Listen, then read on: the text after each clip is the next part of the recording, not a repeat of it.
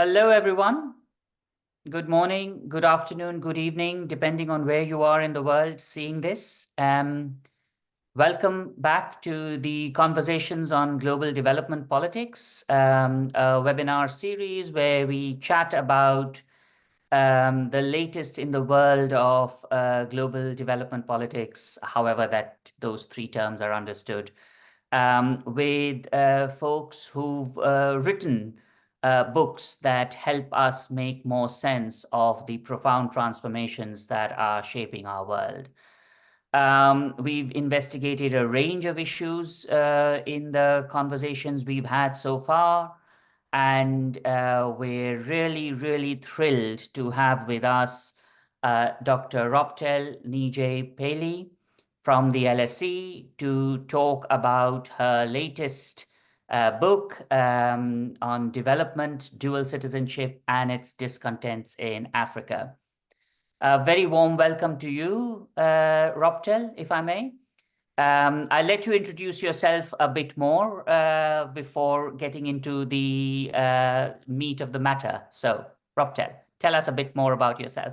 Sure. Thank you, Indrajit, for the invitation and to your team for putting this together. I'm really honored and privileged to be able to talk about my recent book. It's interesting because when we say recent, it seems as if this was eons ago when the book was published, even though it was just published in 2021, but it's definitely been a process.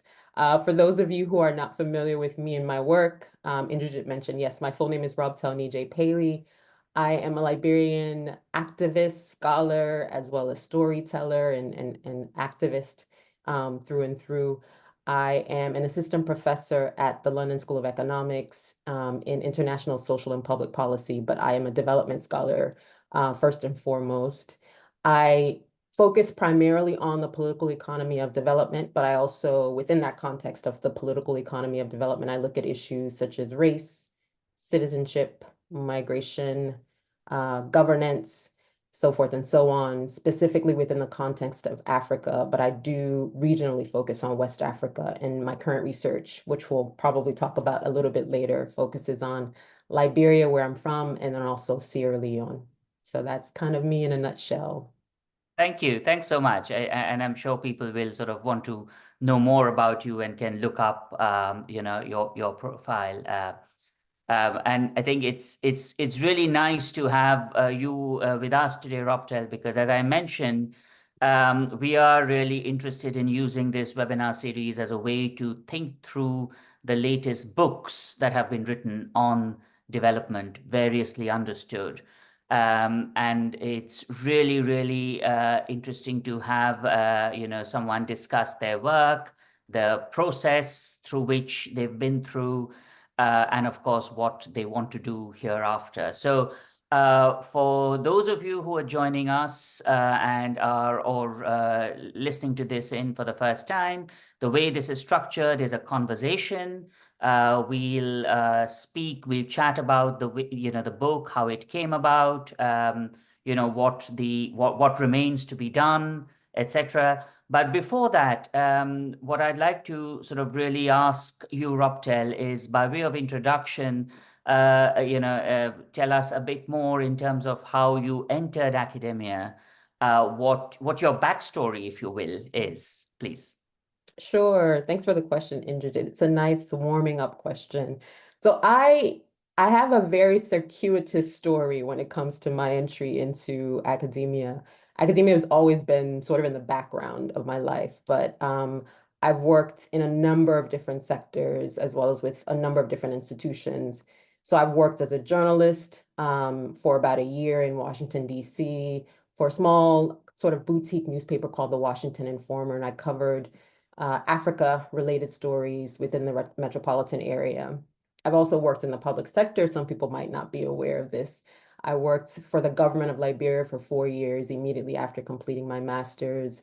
And in that capacity, I worked as a special assistant for communications to the continent of Africa's first woman head of state, as well as Liberia's first woman head of state, Ellen Johnson Sirleaf. I also did a number of projects on diaspora policymaking as well as bilateral scholarship streamlining in that particular portfolio.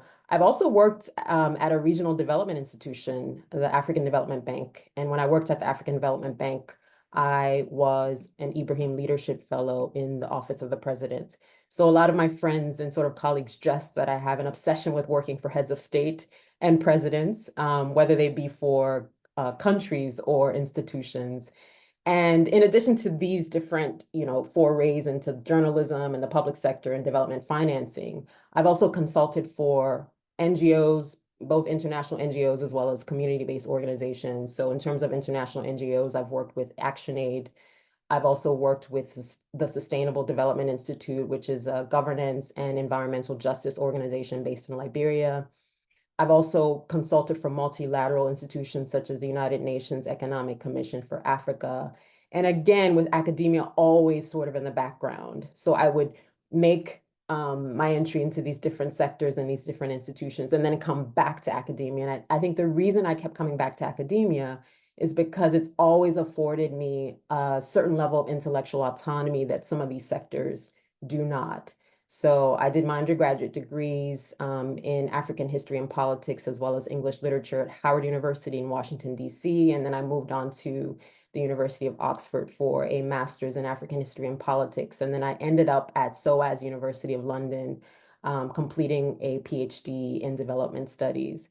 So I would always dip my toe into academia and then go and do something different, and then come back and dip my toe into academia and go and do something different. But I think the reason why I'm in academia and I continue to realize how much this particular intellectual space gives me is that I can research all the questions that I find to be particularly interesting, right? I can have a certain level of intellectual distance and autonomy that a number of these different jobs and institutions that I've worked with have not necessarily afforded me. And the sort of intellectual freedom to ask questions that are not only important for the scholarly space, but also the policy space is a type of freedom that I think sometimes we take for granted, but it's so, so priceless. So yes, I've run away from academia for long enough, and now I realize that this is where I'm supposed to be at this particular moment in my life. And I'm just very grateful for the again, for the freedom, the intellectual freedom.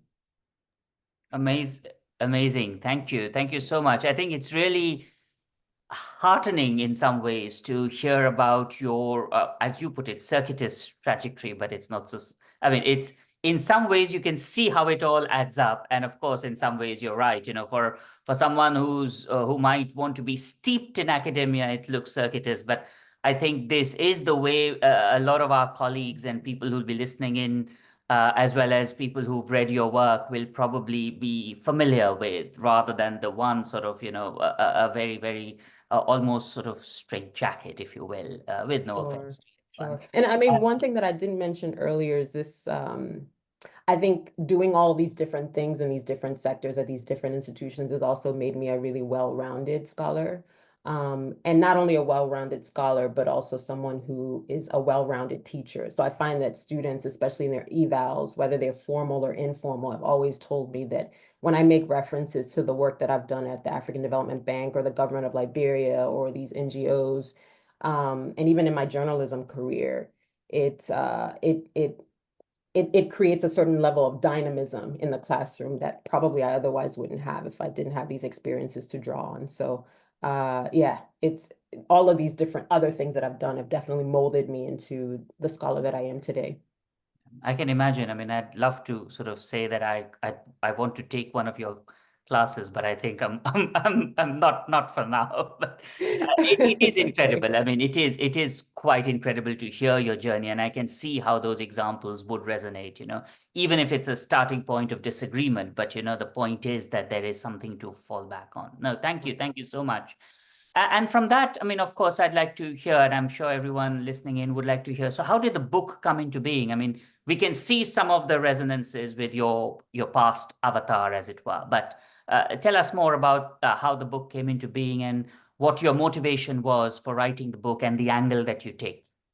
Sure, sure. I would be remiss if I didn't do a shout out to Cambridge University Press. I didn't mention them earlier as the publisher of the monograph, but thanks to Cambridge for all the support intellectual support to get this labor of love into the world. So yes, the seeds were really planted for this monograph while I worked in the government of Liberia for those 4 years, so between 2007 and 2011.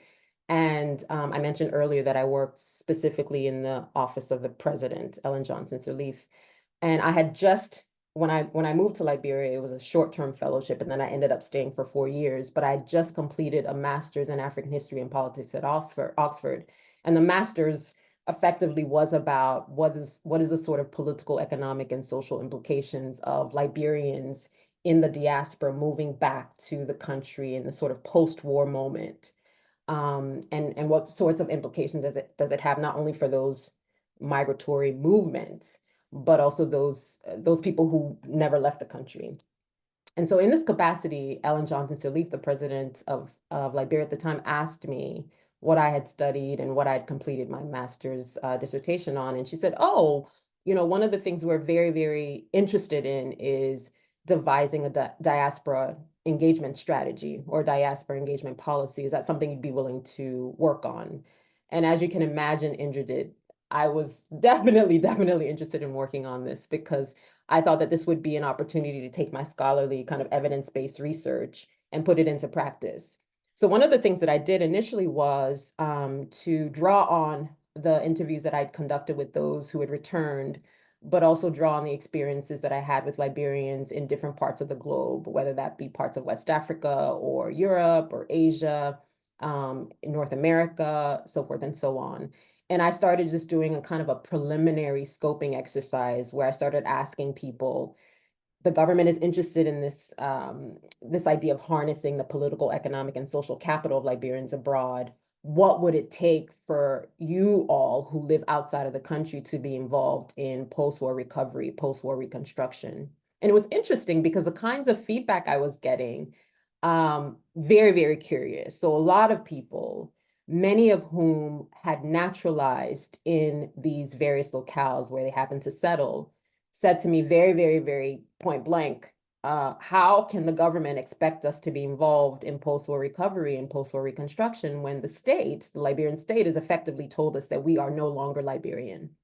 At the time when I was doing this scoping exercise, it was probably 2008, 2009, and Liberia was one of a few countries in the sub-region in West Africa, and one of a few countries across the continent writ large that did not enable dual citizenship, that had not legislated dual citizenship. And curiously enough, given its kind of migratory history, which I'll get into a little bit later, sort of an outlier in many respects, right? So these diaspora individuals and institutions were pushing back against the state's claims on them to make an impact in post-war recovery when the state had effectively revoked their citizenship by virtue of these technical laws.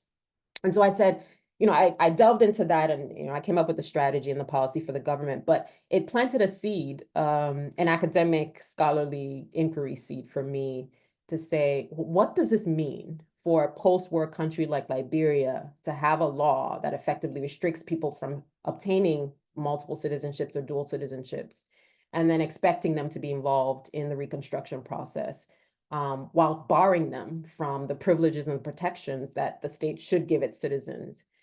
And so that's where I would say the seed was planted for this particular book. I eventually would leave the government of Liberia after working for 4 years and then move on to SOAS to pursue a PhD. And the PhD was this question around, why have this law, this restrictive law, and not enable dual citizenship? And I discovered in the process that in 2008, the Liberian legislature, a number of senators at the time, had sponsored a bill in the Senate, but it basically it lingered in legislative limbo for a number of years. And this bill was trying to bring Liberia into the 21st century, trying to harmonize its citizenship laws with other countries in the sub-region and also across the continent writ large to enable dual citizenship. But the bill was never passed. And it sort of was suspended for about 10 years. And so I use that as an entry point to ask questions about what does it mean to be a citizen in a post-war nation, and why is there such contestation between sort of the domestic realm, people in the country who feel a sense of anxiety around dual citizenship legislation, and those who live abroad who feel like it's aspirational for Liberia to legislate dual citizenship given its migratory history. So I would say that's where the seed of the book was planted. I went on and I pursued it as my PhD thesis at SOAS, and then eventually it was published as a monograph with Cambridge University Press. But the intention of writing the book and even pursuing the research was, number one, to inform policymaking, but then also to inform the public discourse. Because when I was in the weeds of the research, when I was sort of in the thick of it, I realized that all the kind of conversations around dual citizenship and the contestations therein were, whether it was in the public discourse or even in the policymaking space, was based on sentiments, or, how people felt about what dual citizenship might entail, what kinds of impacts it might have developmentally on the country. It was based on people's sentiments, really. It wasn't based on any sort of evidence-based or any sort of scholarly research or investigative inquiry as to what kinds of implications a potential legislated law would look like. And so I think for me, it was making sure that policymakers had the right tools to be able to make a decision about this particular bill that was suspended, and ones that might come afterwards. And then also to inform the public discourse about what are the pros of dual citizenship? What does that look like in other contexts where laws have been implemented? What are the cons of dual citizenship? How does Liberia's historical trajectory respond to these kinds of concerns about reproducing inequalities, concerns about privileging an already privileged class of people, i.e. transnational actors who would be dual citizens? So I really wanted to inform that process and make it more robust in terms of the discussion, but also the policymaking discourse, for that also to be robust, and for decision-making to be based on an evidence base. So that's where the seeds were planted, the process of putting the book together, and my motivations essentially. Yeah. No, excellent. I mean, that really helps, because as I was hearing you speak, and also as I've sort of seen the book, there's so much that resonates. I mean, of course, it does sort of, there is the context of West Africa and the larger African continent, and it's quite unique ways of engaging with, the wider world. But there was a lot that resonated with other countries, such as my own. I'm from India. I hold an Indian passport, and one of the issues, as you probably know, that India does not allow and does not look favorably on dual citizenship. And of course, a lot of us understand exactly where that's coming from. This question of divided loyalties and sovereignty has to be absolute sort of thing. And so it resonated quite a lot, and I suspect will resonate with folks who work on, India and China and, places which do restrict citizenship to their one country. So I think there is a lot there which we can all learn from, in addition, of course, to the specific context of Liberia. And one of the things I also discovered, Indra, when I was doing the research, is that although Liberia currently is an outlier, or was an outlier, I forgot to preface it by saying that Liberia actually eventually did pass a dual citizenship law in 2022. And I was really happy to be involved in informing that policy, that sort of policy implementation of the policy passage.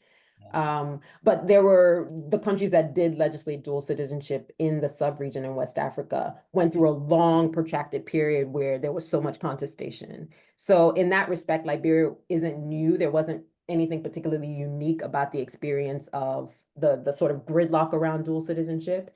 And you're right, it's not just unique to West Africa or the continent of Africa writ large. You see these resonances in other contexts, in other regions, in other continents as well, which is, it makes me happy to hear that. As an Indian national reading this, you thought, oh, I can see why there might be some synergies in terms of there's a conversation. I mean, I can see where that's coming from, and where, I mean, of course, it has a good ending in this particular case, but obviously there'll be contestations, as you said, and I want to sort of ask some questions around that as well. Sure. Obviously people who were wanting a certain kind of citizenship were they have certain imaginations that there's a political economy, as you say, and that brings me actually to this to the conversation you have early on in the book. You introduce the political economy of belonging to Liberia. And I just wondered, if you could tell us more about that, because that does sort of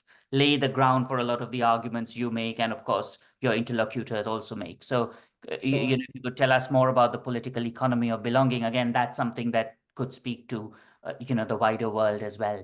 Sure, sure. So you mentioned something earlier, and I just wanted to nuance it a bit. You said that it was a good outcome. I mean, there are people in Liberia today who are very disgruntled about the passage of the dual citizenship I meant legislation. good from the point of view of, a certain Yeah, normal yeah. So, society. so on one end, it represents sort of domestic anxiety and angst, but then on another end, it represents diasporic kind of aspirations coming to the fore, coming and being recognized and validated. So, yeah, that dichotomy or that sort of um, divergence around dual citizenship passes still very, very much exists, even though it's become law now. But I'll come specifically to your question around the political economy of belonging. So basically the subtitle of the book is The Political Economy of Belonging to Liberia. And this political economy of belonging is the framework I use to actually describe how Liberian citizenship is both conceived and practiced not just in the country, but also across Liberia's diasporas, right? So effectively, the political economy of belonging means that socioeconomic transformation, what we might think about when we think about development, right? This idea of broader processes of political, economic, and social change. So socioeconomic transformation within the context of Liberia really depends on not only the provision of privileges and protections, what we might deem as rights, but also depends on the exchange between the provision of privileges and protections, rights, in exchange for the fulfillment of duties and obligations, what we might think about as responsibilities, and then vice versa, right? So socioeconomic transformation depends on the provision of privileges and protections, what we might think about as rights, in exchange for the fulfillment of duties and obligations, what we might think about as responsibilities. And this came up quite frequently in my interviews with my interlocutors. So for people who haven't read the book, I interviewed about 200 Liberians in 5 cities, 5 countries, 3 continents. So I interviewed Liberians in Monrovia, the capital of Liberia. I interviewed Liberians in Freetown, the capital of Sierra Leone. I interviewed Liberians in Accra, the capital of Ghana. I interviewed Liberians in London, the capital of the UK. And then I interviewed Liberians in Washington, D.C., the capital of the United States. And what I kept hearing over and over again was because of this protracted armed conflict that Liberia experienced between 1989 and 2003, the conceptualization and practice of citizenship has completely transformed. And this definitely resonates with the literature, right? So there are a number of scholars who argue that identities, practices, and interactions between people can fundamentally change as a result of any sort of political rupture, i.e. a war, right? And because of that, people's conceptualizations and practices of citizenship also transformed. What I kept hearing over and over again from my interlocutors is that Liberian citizenship is more than just the rights, right? It's more than the sort of identity-based form of citizenship where you claim rights as a result of maybe birthplace because you're born in a particular locale, i.e. Liberia, or you have ancestry, bloodline ties to a particular locale.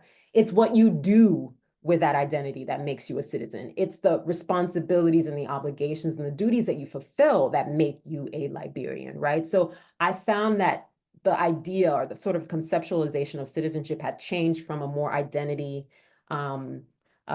passive form of citizenship to a more practice active-based form of citizenship, right? So things like paying taxes is a form of practiced responsibility fulfillment. Building Liberian capacities. And these are things that people actually talked about in the interviews that I had with them. It's everything from paying taxes to building Liberian capacities to obeying the rule of law, so forth and so on. So it's what you do with that identity that makes you a citizen. And then another part of the sort of political economy of belonging is this notion of the interactive, right? So it's that relationship between not only citizen and citizen and state or citizen and government, but also between citizens themselves.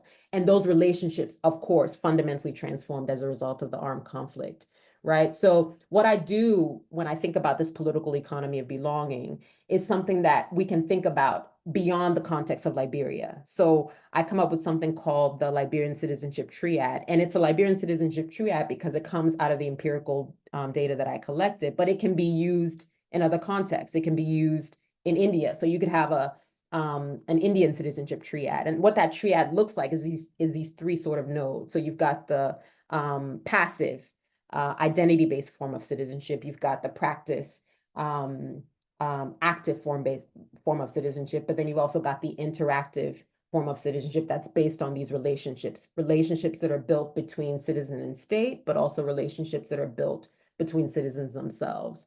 So that's essentially what the political economy of belonging is. And it's steeped in this notion of socioeconomic transformation, right? The very essence of what we talk about when we talk about development writ large.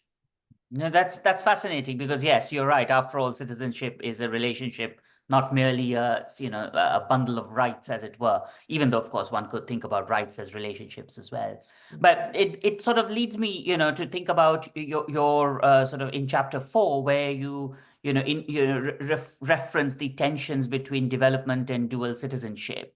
And there you invoke the notions of the interface and the conflict triangle. And we'd like to know more about the choice of these frameworks and specifically the challenges you had in blending the perspectives of the two. How did that help you, and how did you actually go about drawing on those, in addition to the rich discussion you've already, sort of had on the political economy? Sure, sure. So there are two conceptual frameworks that I play around with quite frequently and are sort of underlying threads throughout the book. The first is actor-oriented analysis, which I'll talk about a bit later. And then this idea of the conflict triangle. And what's interesting, Indra, is I didn't really feel that it was a challenge to blend the two because they melded so well together. And that, for me, was a blessing because it made sense when I started thinking through theoretically what would be the sort of the sort of analytical anchor for the book. So if people aren't familiar with actor-oriented analysis, it was something that was developed by a development sociologist by the name of Norman Long. And he argues that actors within a particular development ecosystem, such as Liberia, respond to different development interventions, such as dual citizenship, because a number of people argue that dual citizenship was that sort of policy-oriented development intervention. So they respond to different development interventions differently based on what Norman Long calls their social location, so effectively their socioeconomic status, but then also their life worlds, so their lived experiences. And what Norman Long does is he plays around with something called the interface, right? So the interface is a site, and it can be a physical site, but it can also be an ideological site. In the context of my research, it was an ideological site, right? So he sees the interface as a site of both conflict, convergence, and confrontation on one end, right? Sorry, conflict, confrontation, and divergence, where these different actors are incapable of reconciling each other's differences, right? So there's conflict and there's confrontation as a result of that divergence. But the interface, for me, interestingly enough, is also a site of collaboration. It's also a site of convergence where these different actors, whether they have different social locations or life worlds, are actually able to accommodate each other's differences. And they respond to this particular development intervention, i.e. dual citizenship, for instance, by reconciling each other's differences and coming up with some sort of happy medium, right? What I really liked about this particular theoretical framework is it fits so well into what I observed when I was talking to Liberians in West Africa, when I was speaking to Liberians in parts of North America, when I was speaking to Liberians in parts of Europe, is that in many respects, the contestations around dual citizenship are very much about divergence, where, for instance, domestic Liberians that I spoke to, not all of them, but a very loud and vocal minority, argue that dual citizenship would privilege an already privileged class of transnational actors. Now, this was their assumption, that dual citizenship would reproduce the sort of socioeconomic inequalities that brought about the armed conflict in the first place, right? That dual citizenship would infringe upon their already very limited access to political, economic, and social rights. So that's where you see the sort of divergence and the confrontation and the conflict. On the other hand, this interface can also bring about this idea of convergence, right? It can also bring about the idea of accommodating each other's differences and collaboration. And I also saw this. So when I was doing the statistical kind of analysis of the collection of the data, I realized that for the most part, about 60% of my interlocutors view dual citizenship as a development enabler, right? They saw it as a form of bringing back into the fore, into the body politic, those who had been denied citizenship by virtue of having left Liberia and naturalized elsewhere. They saw dual citizenship as an opportunity to encourage these diasporic Liberians to invest in the country, to travel back to the country, to be involved in the political process in the country. So I saw the sort of introduction of the dual citizenship bill as an opportunity to bring about collaboration in the policymaking process. So you can see these two processes happening simultaneously at the interface, the sort of ideological interface. Although when Norman Long talks about the interface, he talks about it as a physical site of conflict, right? Now, in this process of negotiation, this is where it gets really, really juicy, right? In this process of negotiation, Norman Long also argues that, seemingly marginalized groups of people, so i.e. domestic nationals in Liberia who are seemingly powerless, right? They actually possess not only the agency, but also the knowledgeability to subvert the best laid plans of those who are seemingly more powerful than them, right? So we can think about those seemingly more powerful people as government bureaucrats or the four sponsors, the four senatorial sponsors of the dual citizenship bill, who wielded a lot of power in terms of the policymaking process, and the diasporas as being a very, very powerful force, a very, very powerful lobbying group, because it was because of diaspora lobbying and sort of pushing the policy landscape that got the bill introduced in the first place in the Liberian legislature, right?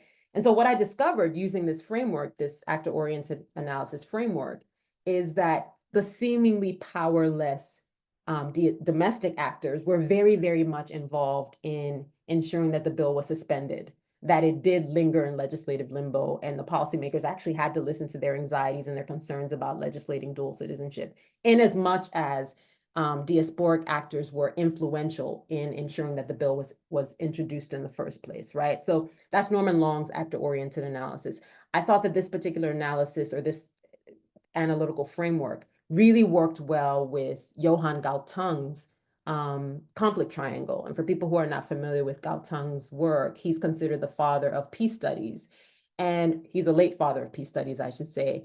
And his conflict triangle basically is very illustrative of the contestations around dual citizenship. So he argues, and I quote, that conflict signifies a dynamic process in which the incompatibility of goals of different actors, you can think of that as the contradiction or the confrontation, fuels their perceptions and their misperceptions of themselves and each other, right? So this is considered attitudes. This is a node in the conflict triangle, thereby influencing actions or behavior that may range from opposition to accommodation. Again, going back to that idea of the actor-oriented analysis, it may range, or it's sort of responses to this incompatibility of goals. This is the definition that Johan Galtung gives of conflict. So in response to this incompatibility of goals, you see the divergence between, it can range from opposition to accommodation. And it's very, very much aligned with Norman Long's idea of the divergence versus the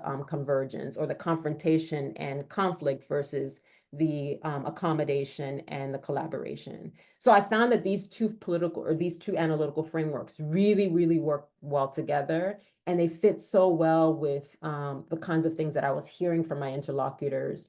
And it also fit well with the Liberian citizenship triad that I was able to devise, thinking about this idea of the political economy of belonging. So I always tell my students, interestingly enough, that it's, you don't find a theory and then you use it to match with your empirical analysis. You sort of figure out what the data is telling you, and then you look around to see if any sort of analytical anchors or theoretical frameworks work with what you are observing. And that's certainly what I found with both Norman Long's actor-oriented analysis as well as Johan Galtung's conflict triangle. Yeah, no, that's amazing. And I mean, of course, you're right. These things build up, but then also good on you for being able to pull out the best ways in which, the different theoretical frameworks could not only speak to your data, but also speak to each other, because presumably they emerged quite separately. So, I mean, kudos to the way you've sort of explained it just now, but also sort of, brought it together in conversation, as it were. And it's fascinating because, listening to you, it's almost like, the whole book is about these, different, these different almost contradictions thrown together. And the diasporic groups and the people who are sort of physically in Liberia, they may or may not like each other, but they have no option but to, well, deal with it, on both sides. And you're right, some are seemingly powerful, seemingly powerless, but at the end of the day, and I like the way you say seemingly, because of course hidden in there are lots of relations which may or may not be, immediate. And if you're Marxist, you'll have a certain way of thinking about power. If you're a postmodernist, you'll have a certain way of thinking about various powers. Liberals have their own sort of way of thinking about power. So it's fascinating to think about these paradoxes, as it were, and these, conflictual, apparently, if I may, conflictual sort of forces. And that brings me to your, you sort of talk about your discussion on rootedness and rootlessness, which I can now sort of see how that refers to and resonates with the tensions between the diaspora and the people who live in Liberia. And the dichotomy, as you put it, of diasporic developmentalism. Now, you've already referred a bit to it, as we've heard, and I can see where that's coming from. But if you were to sort of explain to us, what exactly this dichotomy is, and of course, you do sort of give away the story in some ways, in the sense that a dual citizenship regime was in place. But but you also say it's not necessarily a happy story or a good outcome, as it were. So if you could tell us a bit about what this dichotomy of diasporic developmentalism is, and can it ever be resolved? Or in this case, it looks like it may have had a tentative resolution. But is there a resolution possible when you think about the dichotomy of diasporic developmentalism? I mean, of course, I like the alliteration, but there was more to it.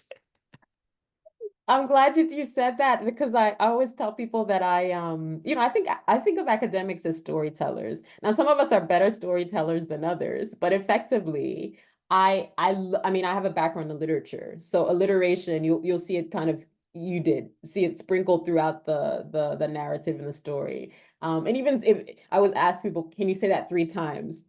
Dichotomy of diasporic developmentalism. It's a bit of a mouthful, but very, very much about alliteration. I wanted to play around with that alliteration.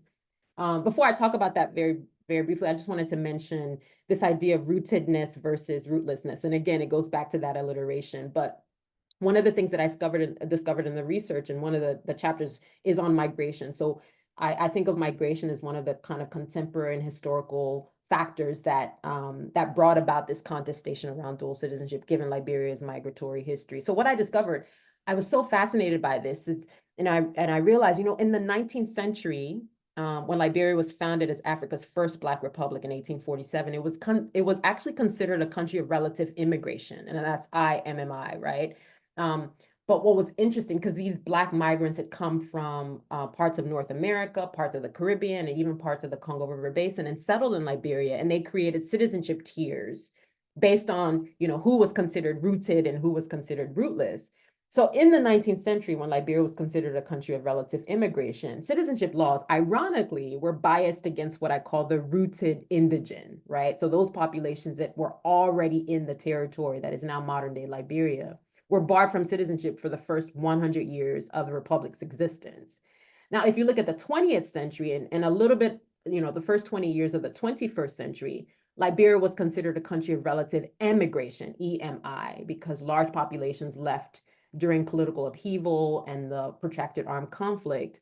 However, citizenship laws were biased against what I call the rootless emigrant. So effectively, those Liberians who left the country during the political upheavals, or even after the political upheavals, and naturalized elsewhere, were barred from citizenship up until 2022, when the dual citizenship law was passed. But not only those Liberians born in Liberia who left, but also Liberians of Liberian ancestry. So those Liberians born outside of the country were barred from having dual citizenship, for instance.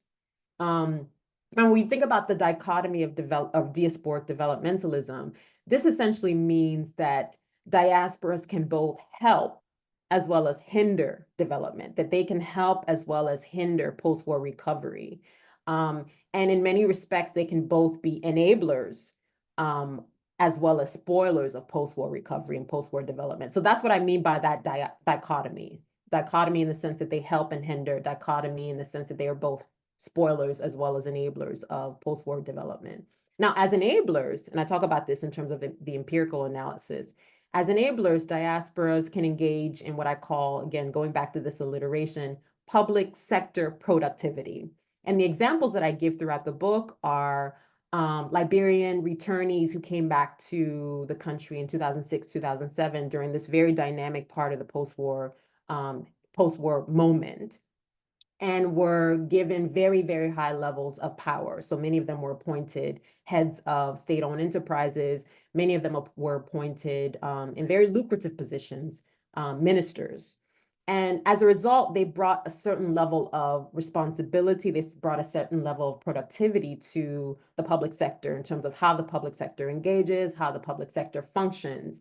So there's an example that I give throughout the book of the first Minister of Finance under Ellen Johnson Sirleaf, who was able to wield considerable amounts of power in the international arena to get Liberia's $4.6 billion commercial as well as international debt forgiven or wiped out, right?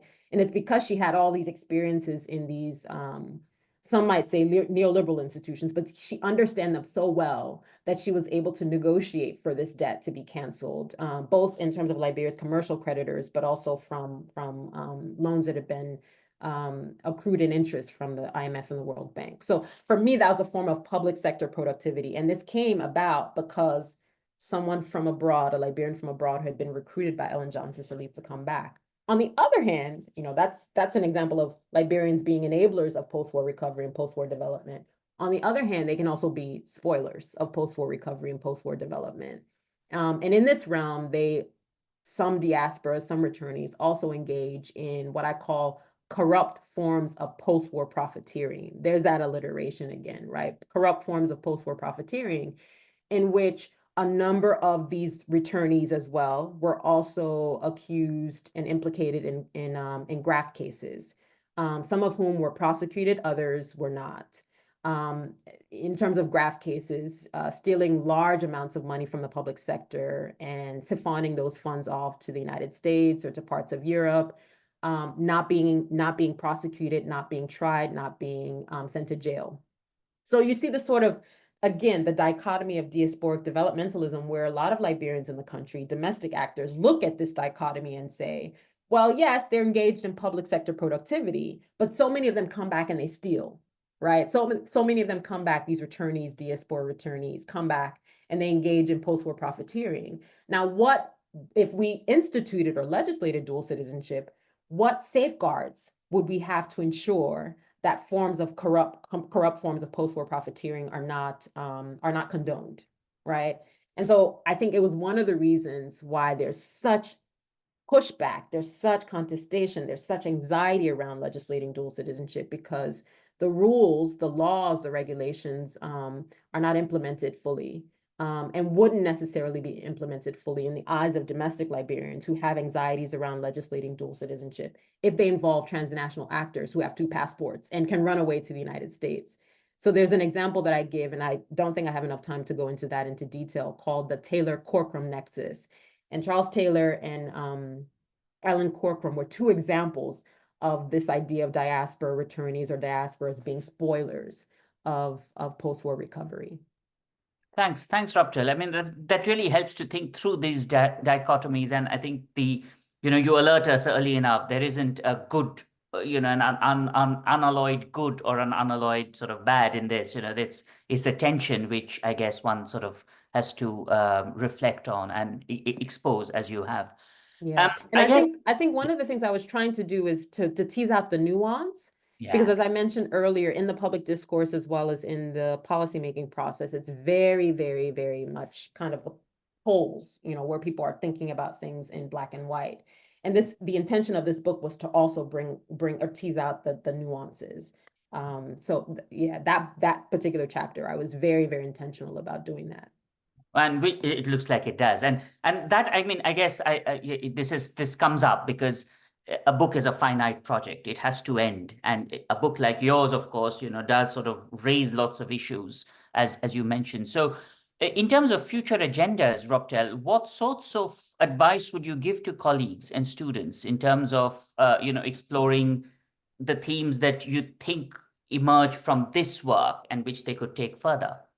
Sure, sure. So I started towards the end of the book, like the conclusion, I raised a number of questions about because we always think about develop or research, as it were, scholarship as it were, as sort of like a relay race.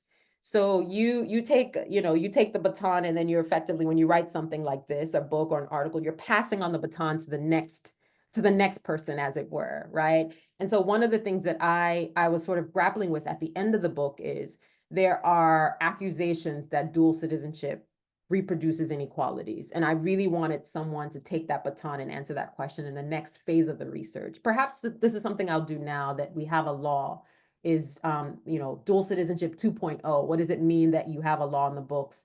And to what extent does it reproduce inequality? So that's one of the questions that came up towards the end of the book when I was finalizing it. And I think the reason I'd want someone to explore that, or for me to sort of push the agenda a bit more, is dual citizenship in the scholarly literature and even in the policy spaces, is often touted as a panacea for development. It's often touted as a panacea for post-war recovery in contexts where there has been protracted armed conflict. But there's actually no empirical evidence that shows a convincing correlation between dual citizenship enactment and increased contributions by dual citizens, or increased contributions by people who have multiple passports or double passports, right? So I want someone to take that on and either do a quantitative study where they're doing a regression analysis, or a more qualitative study that investigates people's experiences of dual citizenship once legislation is implemented. Another area of research that I would like to see taken up in terms of this baton is maybe someone exploring how do rural Liberians, or how do rural citizens conceptualize and practice citizenship? Because one of the limitations of my monograph is that and I recognize this, I admit it in the book, is that it has an urban bias. So all of my interlocutors were interviewed in urban centers, as I mentioned, the capitals of these particular locales. So one of the things that came up in sort of thinking through what would be the next scholarly agenda is interviewing Liberians in rural parts of the country and seeing if their conceptualizations and practices of citizenship align with those I interviewed in the urban centers. So yeah, those are future research agendas that I hope other people will take on and pick up the baton and continue to run with. Absolutely. I think this conversation on rural citizenship is quite central because, of course, citizenship in its very term, of course, has a very urban bias. It is citizenship, but I think there is something to be said generally about the rural and the citizen. And I think there'll be lots of that your call resonates with a lot of folks who are grappling with this. Finally, Robtel, I mean, you've alluded a bit already, but what are your future research plans? I mean, I can see two shaping up, but are there things you're involved in, or is there a monograph in the making already? Tell us. Yes, absolutely. So there are two side projects that I'm looking at. One is a comparative analysis of Haiti and Liberia, given that these two were the first Black republics, Haiti in the case of the Western Hemisphere, and Liberia in the case of the Southern Hemisphere.